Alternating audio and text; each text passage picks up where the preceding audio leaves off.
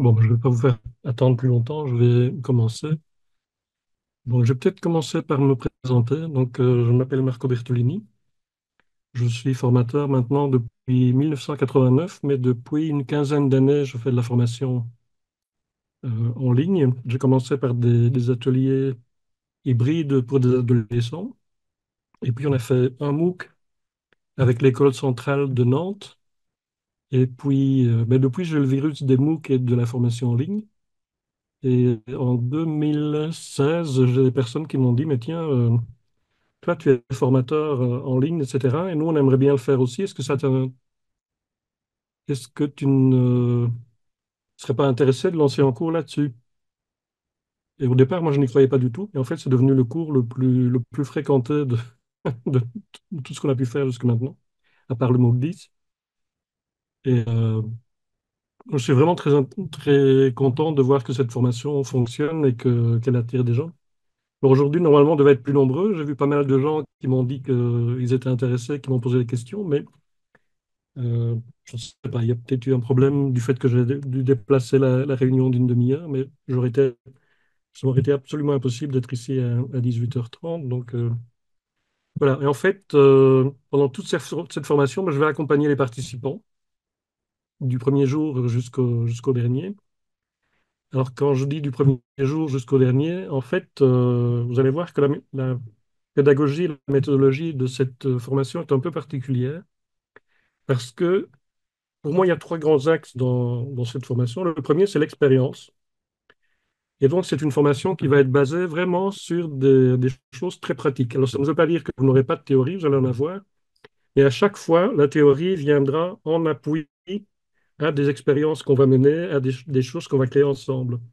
Et donc, par exemple, chaque semaine, je vais vous demander de remettre un travail, et un travail qui est en réalité une étape de votre projet.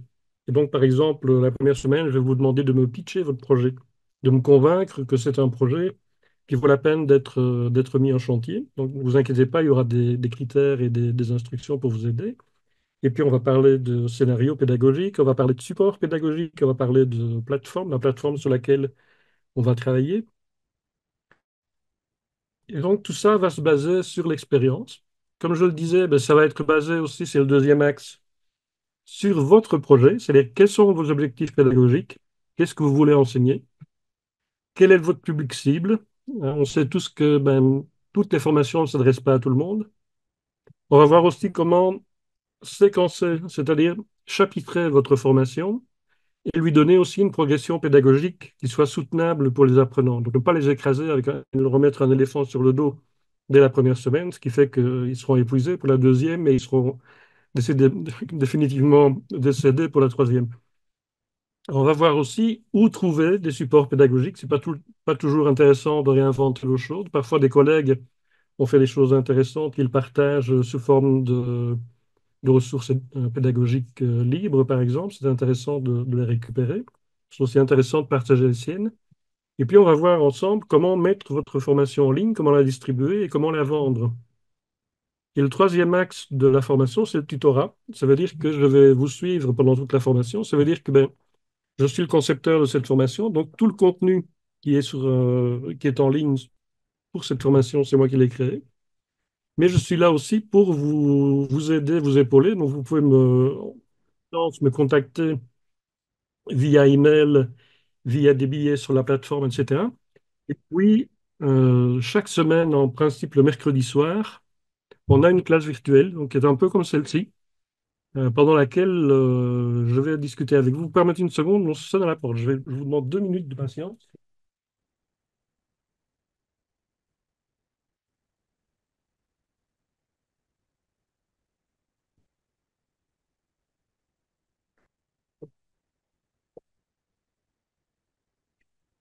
Voilà, c'est ma femme que j'ai enfermée dehors. Voilà, je reviens vers vous. Et donc, chaque semaine, on a une classe virtuelle. Alors, cette classe virtuelle, elle tourne aussi autour de deux choses. La première, c'est que, eh bien, je vais vous représenter un peu le sujet de la semaine et vous donner quelques détails, quelques précisions, parfois des précisions techniques, parfois des conseils pédagogiques. Et l'autre partie, mais c'est votre projet. Et donc, on va échanger, chaque semaine, on va échanger sur votre projet. voir où vous en êtes, par exemple, dans l'écriture de votre scénario, voir où vous en êtes dans l'élaboration de vos supports pédagogiques, etc. Et donc, chaque semaine, on avance ensemble. Et ce que je vais demander surtout, c'est que vous participiez. C'est pas une classe virtuelle ex cathedra, c'est un événement où chacun vient, un peu comme une auberge espagnole, on vient avec ses questions, ses suggestions. Et parfois, les meilleures idées d'un projet qui est sorti de cette formation, elle a été suggérée par un autre participant qui a fait une remarque intéressante ou une suggestion intéressante sur le projet d'un candidat. Donc, le mal que je vous souhaite, c'est qu'effectivement, vous ayez aussi ce type de réaction, ce type d'apport de la part des autres. Alors, les objectifs du parcours, vous allez voir qu'ils sont nombreux, mais ils sont essentiels pour devenir un bon formateur en ligne. Alors, la première chose que vous allez apprendre, c'est à décrire votre projet en une seule phrase clé. Alors, vous allez me dire, c'est pratiquement impossible. Alors, c'est très difficile. Je, je me rends bien compte que c'est très difficile parce que je le fais pour mes propres projets et parfois, il faut vraiment se creuser pour aller trouver l'objectif précis. Mais c'est un fil rouge qui va vous aider tout au long de votre parcours. Si vous arrivez à résumer votre formation en une phrase, tout au long de votre parcours, vous allez avoir une baseline qu'il ne faut pas oublier. Donc, tout ce que vous allez faire doit partir dans cette direction-là. C'est une bonne façon aussi de ne pas se disperser quand on bosse sur un projet de formation ou quelques projets que ce soit d'ailleurs. Alors, je travaille avec la méthode Pensée Design, vous connaissez peut-être. C'est une méthode que j'aime bien parce qu'elle est centrée vraiment sur les apprenants. Qui sont les apprenants? Quels sont leurs besoins cognitifs, mais aussi quels sont leurs besoins psychologiques?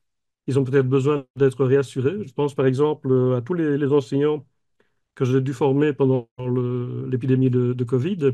La première chose que j'ai dû faire, c'est les rassurer. Parce que d'abord, bah, ils étaient persuadés qu'ils ne savaient rien faire avec un ordinateur. Et puis, il y avait toute la pression de l'épidémie et puis de leur hiérarchie qui leur disait, bah, il faut trouver des solutions.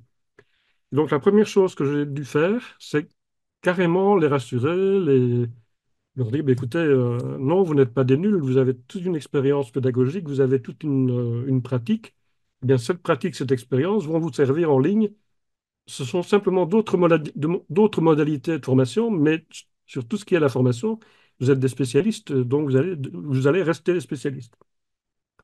Alors, ce qui est intéressant aussi, c'est de séquencer votre formation, je l'ai dit, de chapitrer votre formation, et donc on va programmer la progression pédagogique, pardon, de votre projet avec le modèle de Gilly Salmon, que j'aime beaucoup, qui est un modèle dans lequel le premier module, ce que moi j'appelle le module zéro en général, c'est un truc qui me vient des MOOC, c'est un module qui est fait pour vous familiariser avec l'environnement d'apprentissage. Tous les gens qui arrivent dans votre formation ne sont pas forcément des experts en informatique et certains sont vraiment perdus sur le web. Et donc, il faut parfois les prendre par la main et leur donner des clés. Alors, les clés en question, ça peut être par exemple une page fac, une question fréquemment posée. Ça peut être un email auquel ils peuvent écrire quand ils sont bloqués. Ça peut être des vidéos qui leur montrent comment fonctionne la plateforme, où aller si on doit remettre un travail, etc. Ça peut être une foule de choses, mais en tout cas, il faut que les gens se sentent à l'aise dans l'environnement pour pouvoir se libérer de cette contrainte et pouvoir se centrer vraiment sur leur formation. Alors, scénariser la formation, là, j'utilise une méthode qui a été développée par l'UCL à Londres, qui s'appelle l'ABC Learning Design, encore une expression bien francophone. Mais j'aime beaucoup cette méthode parce que, comme celle de Jill Salmon et comme la pensée design, de nouveau, elle se concentre sur les besoins de l'apprenant en se disant, dans trop de formations, on se concentre uniquement sur une activité d'acquisition. C'est-à-dire, on lit, on regarde des vidéos, on écoute des fichiers audio, on regarde des présentations, mais on ne fait pas grand-chose à part des quiz. Et finalement, on reste vraiment en surface de la formation, en surface de la pratique. Et donc, avec l'ABC Learning, on va essayer de trouver d'autres activités qui sont beaucoup plus intéressantes. Des discussions, de la métacognition, c'est-à-dire de la réflexion sur qu'est-ce que j'ai appris, comment j'ai appris, quand est-ce que je suis le meilleur, quelles sont les techniques d'apprentissage qui me réussissent le mieux à moi, ou comment je me positionne par rapport au groupe. Donc des questionnements qui amènent le, le- comment dire, le participant à réfléchir vraiment sur lui-même et sur ce qu'il fait. Et ça, c'est vraiment, vraiment intéressant. Des discussions avec les autres, des collaborations, de la production. C'est-à-dire que vous ne leur demandez pas uniquement de consommer ce que vous leur avez concocté, mais vous leur demandez à eux aussi de produire des choses. Et dans cette formation-ci, ce que vous allez produire, eh bien, c'est votre projet de formation. Et à la sortie de cette formation, vous devez avoir non seulement un projet, mais vous devez avoir une formation qui est prête à être distribuée, qui est prête à être vendue. Alors, il y a aussi créer ou sélectionner des supports pédagogiques. Et ça veut dire que là aussi, on va essayer de trouver dans des ressources pédagogiques libres, par exemple, si on n'a pas déjà des modules ou bien des illustrations ou des vidéos qu'on peut récupérer, ou bien comment créer les siennes, quelles sont les techniques avec lesquelles vous vous sentez le plus à l'aise. Il y a des gens qui se sentent très à l'aise avec la vidéo, d'autres pas du tout. Donc, on va essayer ensemble de choisir un, deux, trois outils qui vous conviennent et essayer avec ça de concocter une vidéo, une formation, pardon, qui vous corresponde et qui corresponde aussi aux besoins de votre public. Et que les deux se rencontrent finalement. Et puis à la fin de la formation, mais je vais vous demander de mettre en ligne cette formation et de m'inviter, donc lorsqu'elle est complète, ou en tout cas lorsqu'un module au moins est complet, de m'inviter en tant qu'élève. Et moi, je vais voir comment je me sens dans votre formation. Je vais voir si effectivement, ben, au sortir de ce module ou de cette formation, est-ce que j'ai appris quelque chose? Est-ce que les supports que vous avez choisis étaient les plus pertinents par rapport à ce que vous vouliez faire passer comme information ou comme nouvelle perception, etc. Ou bien est-ce que tiens, vous auriez pu choisir quelque chose de... Bon, par exemple, on est très influencé par la vidéo et donc il y a des formateurs parfois qui investissent un temps et une énergie folle dans la vidéo, alors que pour certains sujets, une infographie ou une carte mentale que vous faites en 5 minutes est plus parlante qu'une vidéo que vous auriez mis 3 heures à faire pour 5 minutes de film. Alors que sur 5 minutes de carte mentale faite à la main, vous auriez eu quelque chose de plus clair. Donc, on va avoir certainement des discussions sur tout ça. Il faut savoir qu'il y a des médias qui sont plus pertinents que d'autres. On s'est rendu compte, par exemple, que faire une présentation avec que des images, un ou deux mots-clés, et quelqu'un qui parle comme je le fais actuellement, c'est beaucoup plus efficace que d'avoir une présentation avec uniquement du texte ou alors une présentation avec du texte et une personne qui lit. Ça, c'est la mort du petit cheval. C'est celui qui a le taux d'attention et de rétention le plus faible, c'est celui-là. Alors, je vais revenir aussi à euh, le programme. Ben, le programme, je vais vous le montrer dans une autre présentation un peu plus complète, un peu plus visuelle. Alors, les compétences que vous allez développer pendant cette formation, ben, c'est d'abord en termes de conception, la définition d'objectifs pédagogiques. Trop souvent, je vois des objectifs pédagogiques du type ah, l'apprenant doit connaître machin. OK. Et comment on mesure ça? Comment on vérifie qu'il connaît? Est-ce qu'il le restitue par cœur? Est-ce qu'il est capable de l'appliquer dans un contexte différent, etc. Donc, il faut trouver une manière de formuler les objectifs qui va nous permettre à un moment donné de mesurer si la personne a réellement appris quelque chose ou pas. Et quand je dis appris, ça peut vouloir dire avoir compris et retenu une partie de théorie, mais ça peut vouloir dire aussi mettre en œuvre quelque chose de pratique qu'on a vu et que normalement un formateur est censé pouvoir faire.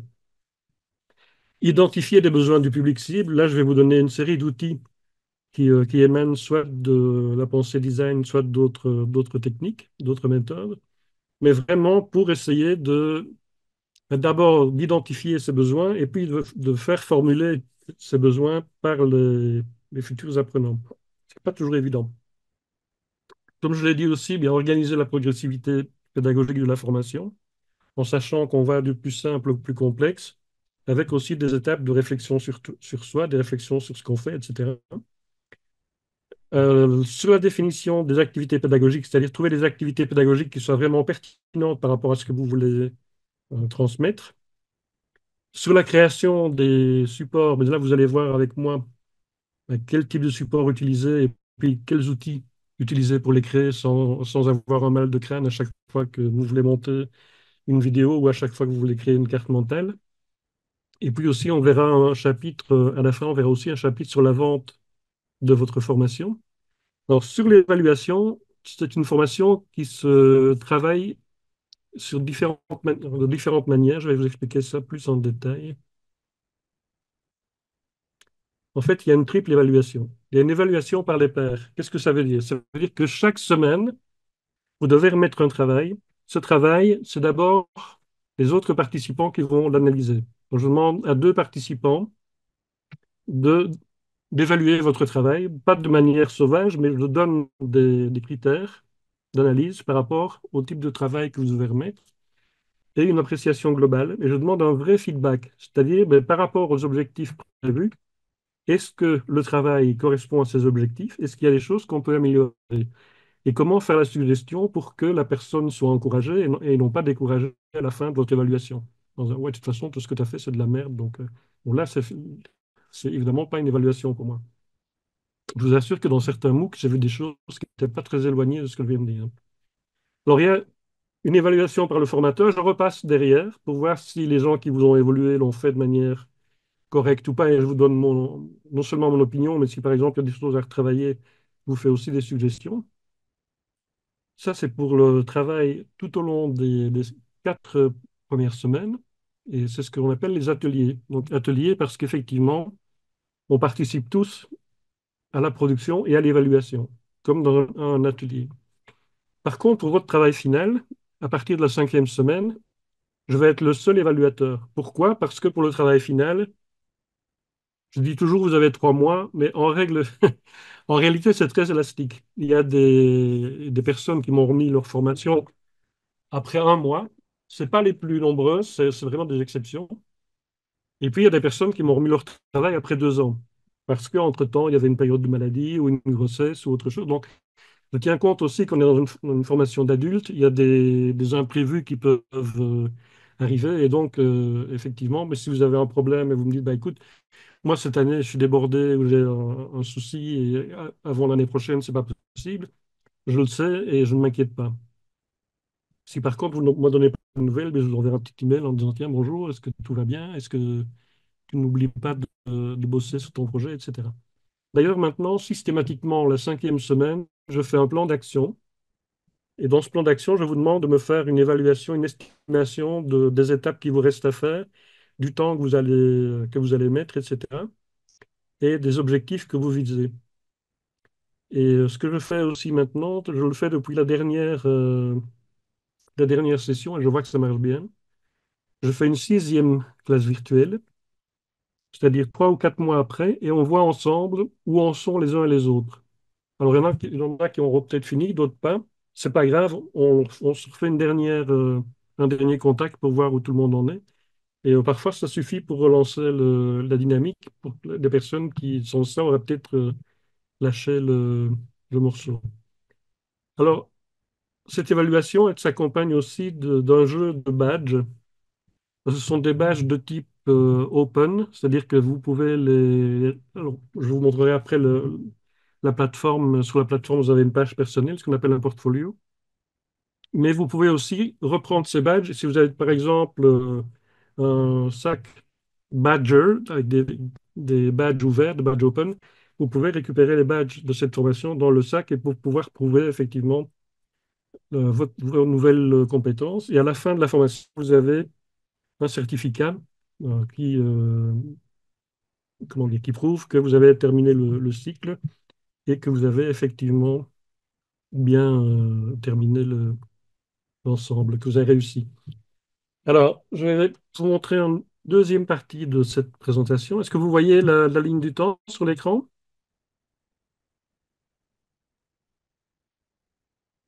OK. Alors, en fait, je vous ai dit, il y a deux méthodes que j'utilise, que j'ai croisées. C'est d'une part la pensée design et d'autre part le ABC Learning Design. Alors, vous voyez tout ça à faire avec le design. Alors, quand je parle de design, je ne parle pas de ces gros bouquins très chers qu'on met sur la table basse du salon et qu'on ne consulte jamais.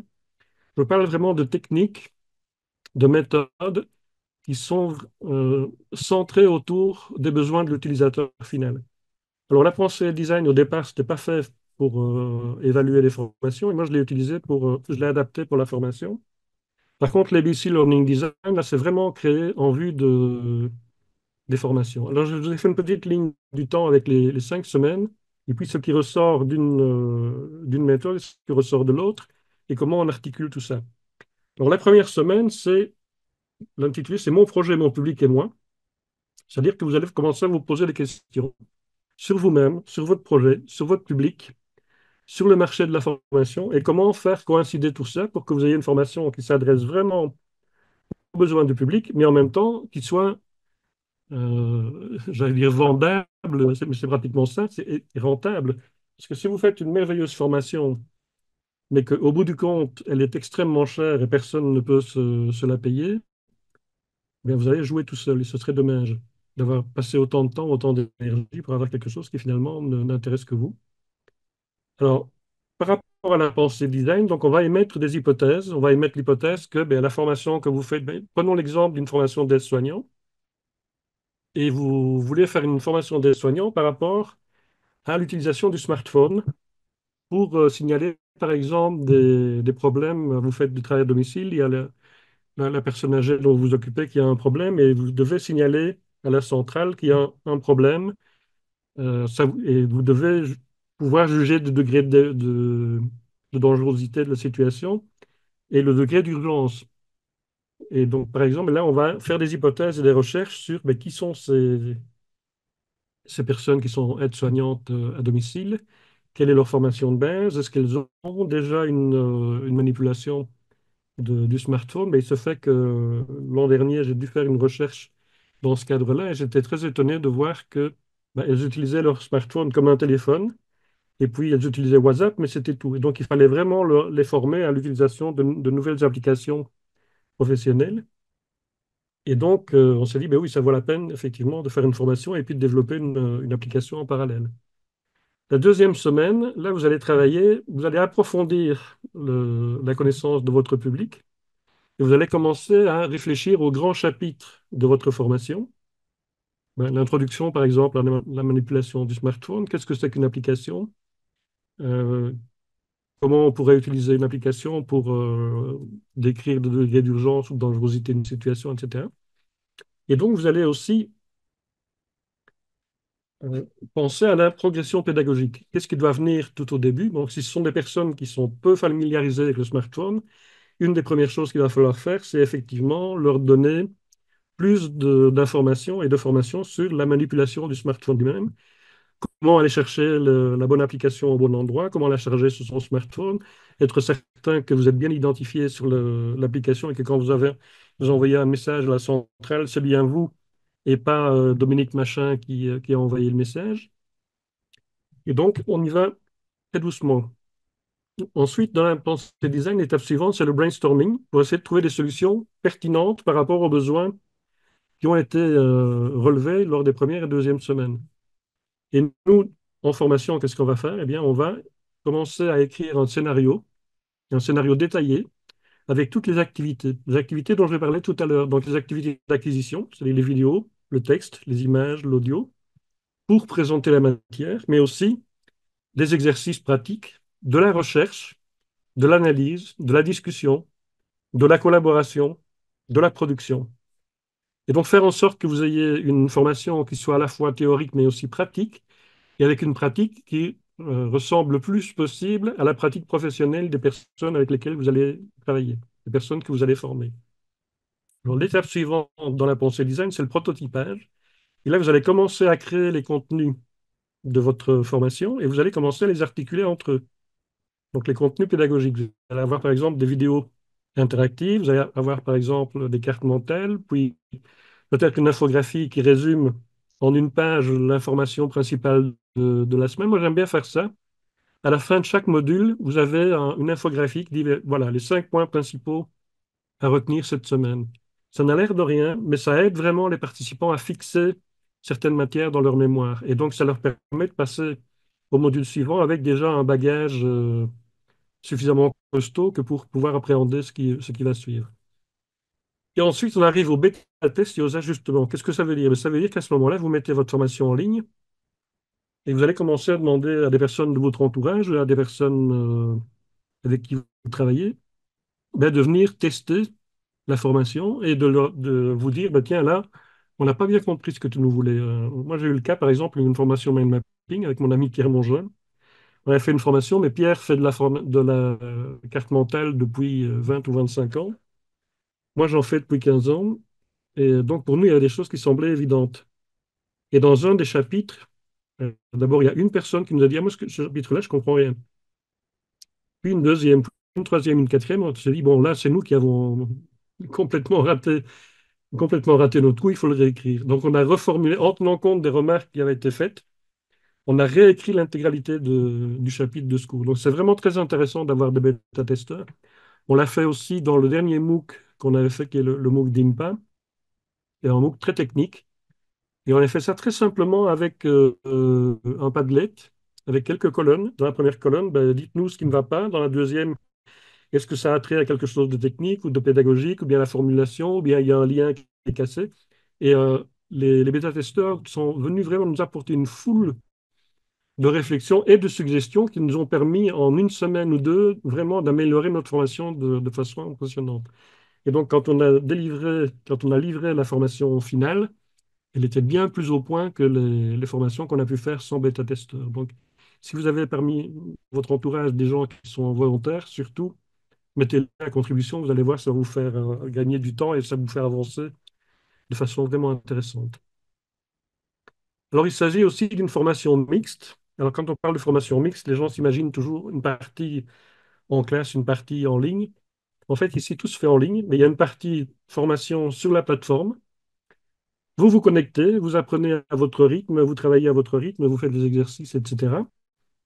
Et puis, il y a une autre partie qui est la classe virtuelle. Et donc là, chaque semaine, mais je viens travailler avec vous, on discute, on avance sur les problématiques du jour, etc. Et donc, on s'échange des tuyaux. On peut aussi parler, par exemple, de problèmes qu'on a rencontrés lors de la remise du travail, ou bien peut-être préciser certaines suggestions qu'on a faites lors de l'évaluation, etc. Donc, c'est quelque chose d'assez ouvert. Et en général, c'est un rendez-vous que les gens aiment bien parce que finalement, ça assure aussi la cohésion du groupe. Et il y a souvent beaucoup de solidarité dans ces groupes. Moi, c'est ce qui me frappe à chaque fois, c'est que les gens sont très généreux dans ce genre de choses. Ils viennent vraiment avec des suggestions, avec de bonnes idées, avec des remarques vraiment constructives. Et ça, c'est quelque chose que j'aime beaucoup. Alors, je voudrais vous montrer maintenant la plateforme que nous utilisons, que vous connaissez peut-être déjà, qui est la plateforme Course Networking. Alors, je vais ressortir du cours. Alors, quand on n'est pas habitué, c'est un petit peu perturbant parce que c'est pas un LMS classique, c'est un réseau d'apprentissage social. Et donc, ici, vous avez un fil, hein, une ligne du temps, exactement comme dans LinkedIn, avec les billets des uns et des autres, vous voyez. Et alors, par exemple, ici, ben, il parle en général, ici, ce sont des Sri Lankais, si mes souvenirs sont bons, ouais, ben, un professeur malaisien. Et en fait, quelle que soit la langue qu'ils parlent, vous pouvez communiquer avec eux, parce que vous voyez qu'il y a comme dans un réseau social, vous avez des étoiles pour liker, donner une estimation. Ceci, c'est notre assistant d'intelligence virtuelle. Ça, je vous en parlerai plus en détail lors du cours. Bon, là, c'est moi. Je ne vais pas insister sur mes machins. J'essaie de trouver quelque chose avec des commentaires qui soient dans une autre langue. Ce serait bien. Ah, ben là, on a des choses dans une autre langue avec un peu de chance. Thanks, non. Je pensais avoir des choses en arabe ou en coréen, mais je vois qu'ils sont déjà très loin. Il y a des participants très actifs dans ces cours-ci. Mais voilà, je vais en prendre un en anglais, comme ça vous allez voir. Donc, je vous demande à traduire. Et donc, moi, voilà le commentaire dans la langue originelle et voilà le commentaire dans ma langue. Alors, si par exemple, je ne suis pas français, mais je suis estonien, ben, je peux l'avoir aussi en estonien, il n'y a pas de problème. Et moi, j'ai lu le message de cette personne en anglais. Mais imaginons, je ne connais pas l'anglais, je lui réponds en français dans le commentaire ici. Eh bien, moi, je réponds en français et cette personne va pouvoir faire la même chose avec mon commentaire et lire mon commentaire dans sa langue. Et quand on a fait des MOOC multilingues, c'était vraiment incroyable de voir comment les gens participaient d'une langue à l'autre. Les premiers, après une heure, le MOOC était en ligne depuis une heure et on a eu les premières collaborations internationales comme ça entre un professeur belge et un professeur roumain. C'était assez fascinant de voir que Ils s'y sont mis comme ça dès la première heure. Alors voilà, ici on est vraiment dans le cours, développer votre projet de formation. Ici à gauche, vous avez un menu avec les différents chapitres. Et ici, vous avez un menu avec les subdivisions. Donc là, je vous souhaite la bienvenue déjà. Je vais vous donner donc la présentation que je vous ai mise ici. Je vais la remettre dans le cours, cet endroit-là, comme ça. Vous pouvez la consulter à tout moment. Et alors, vous voyez que dans ces chapitres-ci, il y a des titres qui sont accompagnés d'un carré mauve et puis un carré vert. Alors, carré mauve, ce sont vraiment les parties essentielles de votre cours, des parties obligatoires. Mais qu'est-ce que la formation numérique, la formation digitale multimodèle, le modèle SAMR, etc. Et puis ici, ben, vous avez des conseils pour bien étudier en ligne. Ça, c'est pas obligatoire. Et donc, au fil des semaines, vous allez trouver donc, par exemple, ici, je structure ma formation. Et à partir de votre projet originel, vous pouvez choisir de faire une formation en blended learning, c'est-à-dire à la fois physique et virtuel. Vous pouvez faire de l'e-learning, c'est-à-dire 100% en ligne, ou bien du micro-learning et utiliser des leçons très courtes sur un smartphone, par exemple. Donc la formation ici vous permet de le faire. Et vous voyez que je pose des illustrations, etc. Et vous pouvez toujours commenter. À chaque leçon, vous pouvez commenter. Ici, bon, elle dit, j'arrive enfin à la fin de la construction du module. Il me donne le lien pour que je puisse aller voir le module qu'elle a construit et que je puisse faire mon évaluation, etc. Et donc, vous voyez ici, par exemple, ben, pas de problème, on discute des évaluations, etc. Tout ça se fait de manière très ouverte, mais elle se fait de manière très ouverte au sein du groupe. C'est-à-dire qu'à chaque session, je vais constituer un groupe avec les participants de cette session-là. La matière, ils la voient comme les autres, mais tout ce qu'on se dit, comme billet, comme classe virtuelle, etc., tout ça reste entre nous. Parce que parfois, pendant les classes virtuelles, on se dit des choses, ben, par exemple, sur nos manques, sur les problèmes qu'on peut rencontrer. Et j'ai pas forcément envie que tout ça se retrouve sur YouTube ou sur Facebook la semaine prochaine, et les participants non plus. Donc, on demande à chacun de garder une certaine discrétion par rapport à ce qui se dit dans le groupe, et puis aussi de ne pas partager à l'extérieur du groupe des choses qui appartiennent au groupe uniquement. Alors, si vous voulez communiquer avec moi ou avec les autres, ben, vous voyez que vous pouvez effectivement poster un billet. Dans ces billets, vous pouvez ajouter de l'image, de la vidéo, du son, une classe virtuelle. Si vous avez vous-même envie de créer des classes virtuelles avec, par exemple, pour un travail de groupe, ou bien c'est déjà arrivé, par exemple, que deux participants se disent, bah, tiens, nos projets sont complémentaires, c'est peut-être bien qu'on bosse ensemble. Et bien à ce moment-là, vous pouvez très bien faire une classe virtuelle à deux. Donc, vous prenez une classe cast, si je vais quitter ça. Avec Cast, vous pouvez programmer une conférence avec Zoom, avec Teams ou avec Google Meet. Et à ce moment-là, vous rencontrez la personne avec qui vous avez envie de travailler. Ça se fait de manière tout à fait autonome. Même chose pour, je vous montrerai tout à l'heure, les communautés. Vous pouvez très bien créer au sein du cours une communauté avec des gens qui sont intéressés par la même thématique que vous. Donc, on essaie de donner vraiment un maximum d'autonomie aux participants. Et en général, ça se passe bien et ils apprécient. Alors, j'ai mis aussi des choses qui sont parfois, bah, ici par exemple, le droit d'auteur. Je l'ai mis parce qu'il y a énormément de questions. Ouais, il faut que je remette le Genially. Il y a énormément de questions sur ce sujet-là, et tant mieux parce que je vois aussi souvent des sites qui empruntent, entre guillemets, des contenus d'autres sites sans autorisation, etc. Et donc, le chapitre droit d'auteur, c'est un chapitre que j'avais fait pour le MOOC 10 et que j'ai récupéré ici. Donc, dans ce que je vous donne comme ressources, il y a pas mal de ressources libres que vous pouvez réutiliser, pardon, que vous pouvez modifier aussi selon vos besoins. J'essaie vraiment qu'au sortir de cette formation, vous ayez un maximum d'outils pour vous lancer et pour avoir vos propres formations qui fonctionnent. Voilà, à ce stade, est-ce que vous avez des questions? Vous pouvez allumer vos caméras si vous voulez, hein. Donc, on est juste entre nous, on est trois, donc ne soyez pas timide. Alors, soit je vous ai complètement anesthésié, ou bien je ne sais pas si c'est l'heure tardive. Est-ce que c'était clair? Est-ce que vous avez des questions?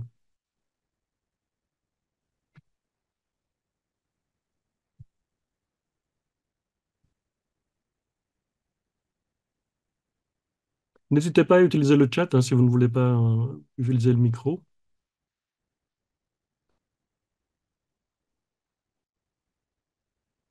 Pas de questions pour l'instant? Ok, alors je vais passer au dernier. Oula, je ne suis pas dans le bon. Décidément, c'est pas mon jour.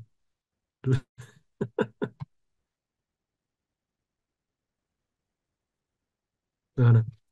Alors voilà, donc ici, la prochaine session démarre le 14 octobre, donc un lundi. En général, je l'ouvre entre 9h et 10h du matin. Mais ce que je vais faire, c'est que je vais vous donner les clés d'entrée avant le 14. Comme ça, vous pouvez vous familiariser un peu avec la plateforme, jouer un peu, naviguer et voir la première. Donc ici, je ne vous l'ai pas montré, mais je découvre mon environnement d'apprentissage. Vous avez une série de vidéos qui vous montrent comment fonctionne la plateforme, les différentes parties de cette plateforme, etc. Et en dessous, vous avez déjà toute une série de... Et puis, à partir du 14, là, on se lance vraiment dans la formation proprement dite. Alors, comme vous avez participé à ce webinaire, ben, je vous offre déjà une réduction de 25%, 25 euros, pardon, sur le montant le montant de l'inscription. Si vous vous inscrivez, si vous payez avant le 10 octobre 2024, c'est-à-dire la semaine prochaine. On vous offre aussi une semaine d'essai gratuit. Ça veut dire qu'au terme de la première semaine, donc le dimanche 20 octobre au plus tard, si vous vous dites, ben non, tout compte fait, c'est pas pour moi, cette formation ne me convient pas, eh bien, on vous rembourse intégralement l'inscription sans discussion. Alors, si vous voulez vous inscrire, si vous êtes intéressé, ce que je vous propose de faire, c'est de me donner votre email dans le chat. Et puis, moi, je vous enverrai les documents de la formation, donc le programme et la convention de formation que vous complétez. Vous complétez votre adresse, votre nom, prénom, etc. Et puis, moi, je vous envoie le montant à régler. Et donc, dès que c'est réglé, je vous envoie le lien et les codes pour accéder à la formation. Voilà. Est-ce que vous avez des questions par rapport à tout ceci?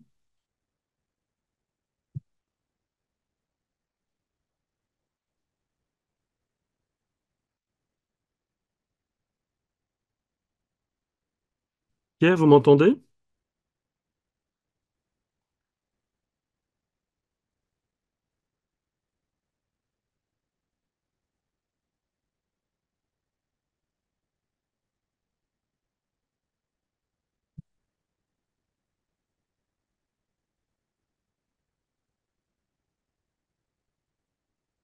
Ok, mais si vous avez d'autres questions, n'hésitez pas à m'envoyer un email. Vous avez mon email? Je vous le mets ici comme ça.